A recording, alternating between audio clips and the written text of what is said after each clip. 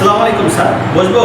আপনিও বসেন, আপনারা দুজন বসেন, আপনাদের ফাইলটা দেখেন। এই যে স্যার, আপনি চাকরির কথা বলছিলেন তো, এই যে আমার ফাইল নিয়ে আসছি, যে দেখেন। আপনার তো মোটামুটি রেজাল্ট সব জায়গায় ভালো। জি স্যার, আমি ক্লাস 3 থেকে ক্লাস 10 পর্যন্ত আমার রোল 1 ছিল স্যার। আর হচ্ছে যে স্যার, যে কলেজে ভার্সিটিতে আমার রেজাল্ট খুবই ভালো ছিল। আপনার ফাইলটা দেখি।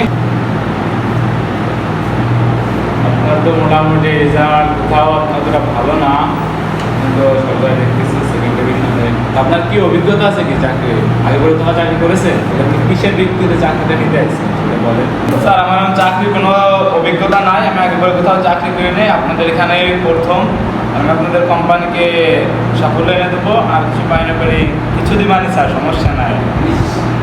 আর আমার বাপের দাদা ছিল মুক্তিযোদ্ধা, আমার মুক্তিযোদ্ধার কোঠা আছে, এটা হলেই তো হবে, আর তার লাগবে না মনে হয় স্যার।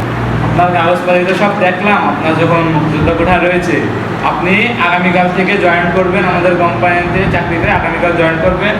আর স্যার আমি দুঃখিত, আপনাকে এবার আমি এই দিতে পারলাম না, আপনি পরের বার যোগাযোগ করবেন ইনশাআল্লাহ।